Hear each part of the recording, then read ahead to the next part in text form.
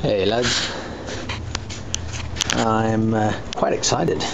I just received a box today from Games Workshop. I received one of these since I bought the first Space Marine game back in the mid-90s, and it is Battle of the Five Armies set.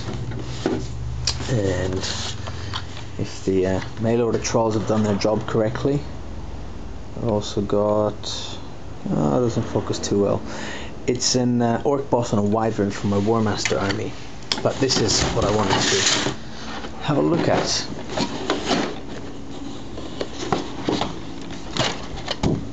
So yeah, it's a whole lot of little guys in there. These are 10mm figures. In this case they're to represent the Battle of the Five Armies, which is a game which is a battle of the Tolkien world, actually in The Hobbit, originally presented in The Hobbit, and they are miniatures and a game system similar to Warmaster, and these are why I bought the box. They're 10mm orcs, and the whole idea is that I'm going to use these guys as a cheap alternative to the proper goblins, because I'm a cheap ass and I want a goblin army. We've got what will soon be Goblin Wolf Riders. My friend Mark in the States painted up an army for me. I'm assuming on someone's commission, and then it must have fallen through because I got it for a very, very, very good price, and his painting is outstanding. But these I'll be painting myself, of course. The heartbreaking thing is that when I was in Italy, a friend of mine gave me 2 complete sets of all the baddies for this game. Got itsy bitsy little eagles. Gave me 2 complete sets for this game, and I ended up leaving them in one of the apartments I used to live in. Ruins. Well, these are very interesting. $130 is the total charge for this box of goodies, which just have a look now at what exactly it includes. Here are some spear elves, I assume. Spear elves. Oh no, sorry, they're archer elves. What am I saying? Dwarves. It seems to be the browns are the good guys. Here's some wargs, which are basically very large wolves. What else have we got in here? I'm just going to do a count in a minute. Yes, these are going to be goblins one day. Yes, for now they just look like sprues of plastic that hides their true. Now that is a massive piece of terrain. That's going to look amazing painted up. I just today went down and bought lots of goodies for my hobby. Paintbrush. Need a paintbrush specifically for this project.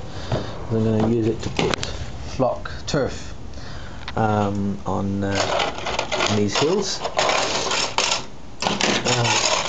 No idea what I'm supposed to do with these. Dice. I have millions of dice already. We'll now have 1,012. What have we got here? We've got, I'd say, humans. And more men. And City Watch archers, bases, millions of bases, which I have millions of already. What's this? We've got river or road? River. Excellent. I'm assuming these will be a foot a piece, which is awesome, because that's what, about 6 feet with a turn and a T-junction. Fantastic. So guessing that it's got a drawing. Here's the piece of terrain itself. Oh, that's a shame. But I can already tell I'm probably going to end up having to buy another set. Once finances allow. But yeah, this is a mighty big piece of terrain with a Warmaster base on it. These are my dragons I've recently just finished painting. There's some dreadnoughts, terminators. Let me see if you see him. Yeah, actually doesn't look half bad.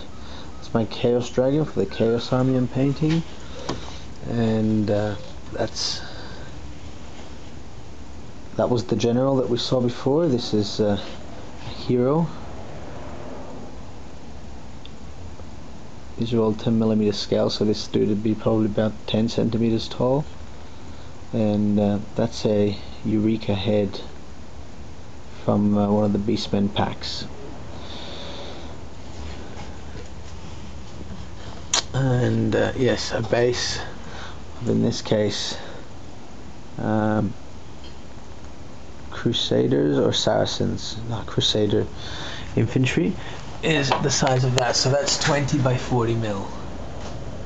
Yeah, if that's 20 by 40 mil, that gives you an idea of the size of the hill. Bases, billions of little bases, and the Battles of the Five Armies book, which I assume hopefully has some scenarios in it. Fantastic pictures.